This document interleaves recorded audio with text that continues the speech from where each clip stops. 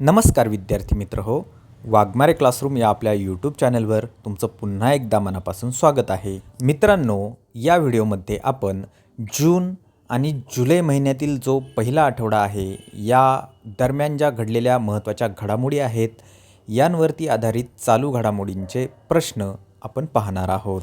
Upcoming तलाठी भरतीची जी exam होणार आहे तर या एक्झाम आधीच्या अगदी अगोदरच्या दिवसापर्यंतचे अपडेट्स आपल्याला माहीत असायला हवेत, कारण त्या दिवसापर्यंतचे कोणतेही प्रश्न आपल्याला परीक्षेत हे विचारू शकतात आणि त्यामुळे आपल्याला प्रत्येक घडामोडीबद्दल अपडेटेड असायला हवं. त्यामुळेच आपण प्रत्येक महिन्यागणिक जे आहे चालू घडामोडींचे नवीन व्हिडिओज, नवीन प्रश्न आपण घेऊन येत असतो आणि या व्हिडिओमध्ये आता आपण जून आणि जुलैचे प्रश्न पाहूयात. चला तर सुरू करूया. प्रश्न क्रमांक 1. एकनाथ शिंदे यांच्या नेतृत्वाखालील नवीन स्थापन झालेल्या सरकारमधील पहिल्या महिला मंत्री कोण ठरल्या आहेत? या प्रश्नाचं योग्य उत्तर आदिती तटकरे असं आहे. एकनाथ शिंदे यांची शिवसेना आणि भाजप या सरकारमध्ये एकही महिला मंत्री नसल्याकारणाने त्यांच्यावरती टीका होत होती आणि नुकतेच राष्ट्रवादी, त्याचबरोबर एकनाथ शिंदे यांची शिवसेना आणि भाजप यांचं सरकार नुकतेच अस्तित्वात आलेले आहे आणि त्यामध्ये आदिती तटकरे यांना मंत्रिपद मिळालेले आहे आणि त्या पहिल्या महिला मंत्री या सरकारमध्ये ठरलेल्या आहेत. प्रश्न क्रमांक 2. एकापेक्षा जास्त उपमुख्यमंत्र्यांची नियुक्ती करणारे महाराष्ट्र देशातील कितवे राज्य ठरले आहे? तर या प्रश्नाचं योग्य उत्तर 5वे असं आहे. आपल्या भारत देशात महाराष्ट्र सोडून इतर एकूण 4 राज्यांमध्ये एकापेक्षा जास्त उपमुख्यमंत्री कार्यरत होते आणि त्यात आता महाराष्ट्राचा समावेश झालेला आहे आणि महाराष्ट्र राज्य हे 5वे असे राज्य ठरलेले आहे की जेथे एकापेक्षा जास्त उपमुख्यमंत्री कार्यरत आहेत. त्याचबरोबर सर्वात जास्त उपमुख्यमंत्री कोणत्या राज्यात आहेत असा प्रश्न जर परीक्षेला आला तर त्या परीक्षेचं योग्य उत्तर आंध्र प्रदेश असं होणार आहे. आंध्र प्रदेशात एकूण 5 उपमुख्यमंत्री आहेत. प्रश्न क्रमांक 3. महाराष्ट्र राज्य कोणती योजना लागू करण्याच्या बाबतीत देशात पहिले ठरलेले आहे? आणि या प्रश्नाचं योग्य उत्तर हरित हायड्रोजन धोरण असं आहे. हरित हायड्रोजन धोरण नुकतेच महाराष्ट्र राज्यात लागू करण्यात आलेले आहे आणि अशी योजना लागू करणारे महाराष्ट्र राज्य हे देशात पहिले ठरले आहे. प्रश्न क्रमांक 4. आशिया अजिंक्यपद कबड्डी स्पर्धा 2023चे विजेतेपद कोणत्या देशाच्या संघाने जिंकले आहे? आणि या प्रश्नाचं योग्य उत्तर भारत असं आहे. आपल्या भारत देशाने आशिया अजिंक्यपद कबड्डी स्पर्धा 2023चे अजिंक्यपद जिंकलेले आहे. अंतिम फेरीत इराण या संघाचा पराभव करून हे विजेतेपद भारताने पटकवलेलं आहे. म्हणजेच उपविजेतेपद हे इराणला मिळालेले आहे आणि ही स्पर्धा जी आहे ती नेपाळमध्ये आयोजित करण्यात आली होती. प्रश्न क्रमांक 5. पर्यटकांना टायटॅनिक बोटीचे अवशेष दाखवणारी टायटन पाणबुडी बेपत्ता झाली तर ही पाणबुडी कोणत्या कंपनीद्वारे निर्मित केली गेली होती? या प्रश्नाचं योग्य उत्तर ऑप्शन क्रमांक ब, ओशन गेट एक्सपिडिशन असं आहे. ओशन गेट या कंपनीची ही पाणबुडी होती जिचं नाव टायटन असं होतं. ओशन गेट एक्सपिडिशन ही एक अमेरिकन कंपनी आहे आणि या कंपनीचे CEO जर विचारले तर त्यांचं नाव स्टॉकटन रश असं होतं आणि त्यांचासुद्धा या अपघातात दुर्दैवी मृत्यू झाला आहे. प्रश्न क्रमांक 6. देशातील सार्वजनिक क्षेत्रातील बँकांच्या 2022-23 वर्षाच्या एकूण नफ्यामध्ये कोणत्या बँकेचा 50% पेक्षा जास्त वाटा आहे? या प्रश्नाचं योग्य उत्तर SBI म्हणजे स्टेट बँक ऑफ इंडिया असं आहे. स्टेट बँक ऑफ इंडियाचा 50% पेक्षा जास्त वाटा हा 2022-23च्या वर्षात एकूण राहिलेला आहे. प्रश्न क्रमांक 7. 2022-23 या वर्षात जगात एकूण तांदूळ निर्यातीत भारत कितव्या क्रमांकावर राहिलेला आहे? आणि या प्रश्नाचं योग्य उत्तर आहे प्रथम. 2022-23 या वर्षात तांदूळ निर्यातीत भारत हा पहिल्या क्रमांकावर राहिलेला आहे. म्हणजेच इतर कोणत्याही देशापेक्षा सर्वात जास्त तांदळाची निर्यात ही भारतातून झालेली आहे. आणि एक कन्फ्युजिंग फॅक्ट या ठिकाणी तुम्हाला लक्षात ठेवायचे आहे. सर्वात जास्त उत्पादन 2022-23 या वर्षात हे चीनमध्ये झालेलं आहे, पण सर्वात जास्त निर्यात ही भारतातून झालेली आहे. म्हणजे उत्पादनाच्या बाबतीत चीन हा देश पहिल्या क्रमांकावर आहे आणि निर्यातीच्या बाबतीत भारत हा पहिल्या क्रमांकावर आहे. प्रश्न क्रमांक 8. महाराष्ट्र प्रीमियर लीग क्रिकेट स्पर्धेचे पहिले विजेतेपद कोणत्या संघाने जिंकले? या प्रश्नाचं योग्य उत्तर रत्नागिरी जेट्स असं आहे. रत्नागिरी जेट्स या संघाने पहिले महाराष्ट्र प्रीमियर लीगचे विजेतेपद पटकावलेले आहे. यावर्षी पहिल्यांदाच महाराष्ट्रात महाराष्ट्र प्रीमियर लीग ही स्पर्धा आयोजित करण्यात आली होती आणि या स्पर्धेचे सर्व सामने हे पुणे या ठिकाणी झाले होते. प्रश्न क्रमांक 9, HDFCचे चेअरमन कोण आहेत?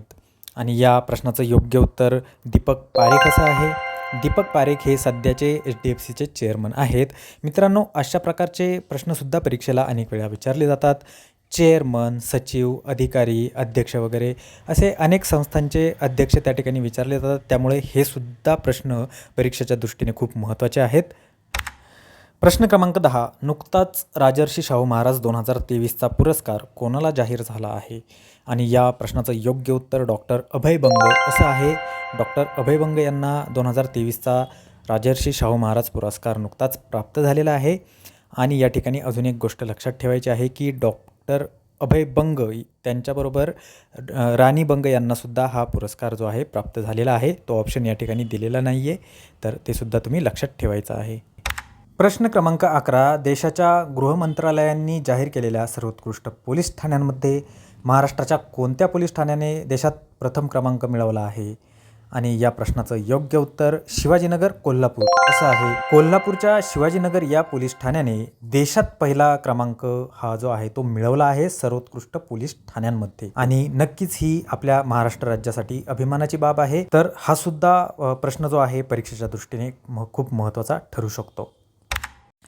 प्रश्न क्रमांक 12, विश्वचषक क्रिकेट स्पर्धा 2023च्या मुख्य फेरीतून कोणत्या देशाचा संघ बाहेर झाला आहे?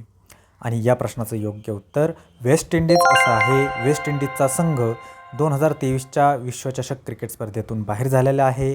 2023ची म्हणजे यावर्षीची विश्वचषक क्रिकेट स्पर्धा ही भारताने आयोजित केलेली आहे. ती ऑक्टोबर महिन्यामध्ये पार पडणार आहे. आणि जे संघ या स्पर्धेसाठी पात्र नव्हते त्यांच्यामध्ये क्वालिफायरचे जे सामने आहेत ते खेळवले जात होते आणि त्यातून हे बाकीचे संघ क्वालिफाय झालेले आहेत. परंतु वेस्ट इंडिज संघ हा मुख्य फेरीच्या आधीच या ठिकाणी बाद झालेला आहे. प्रश्न क्रमांक 13, महाराष्ट्र शासनाने स्थापन केलेल्या सांस्कृतिक धोरण समितीचे प्रमुख कोण आहेत? आणि या प्रश्नाचं योग्य उत्तर सुहास भौलकर असं आहे.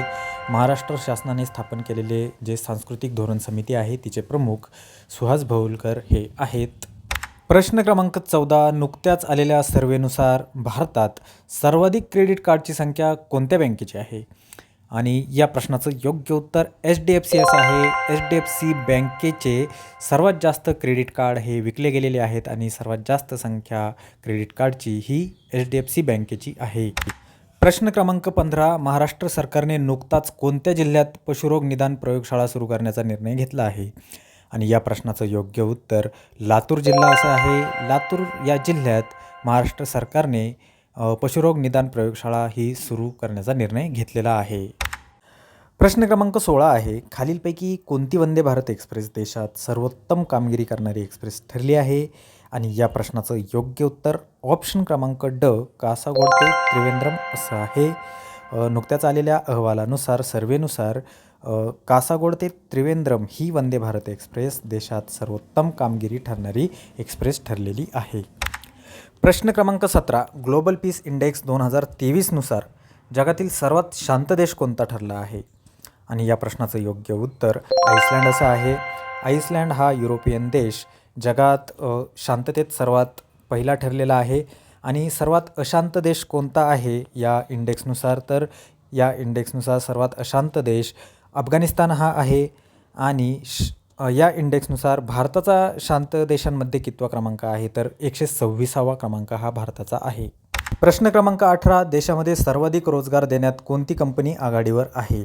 आणि या प्रश्नाचं योग्य उत्तर TCS असं आहे.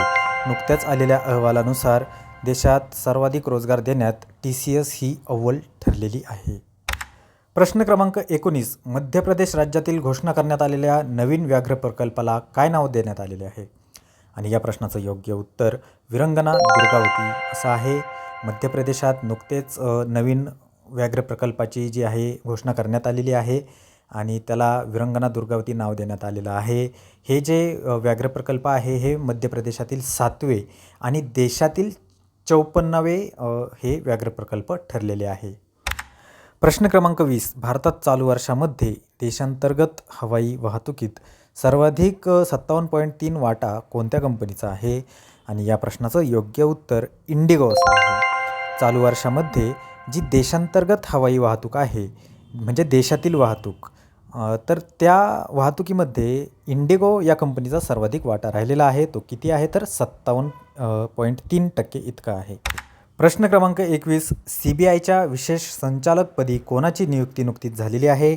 आणि या प्रश्नाचं योग्य उत्तर अजय भटनागर असं आहे. अजय भटनागर यांची CBIच्या विशेष संचालकपदी नियुक्ती झालेली आहे.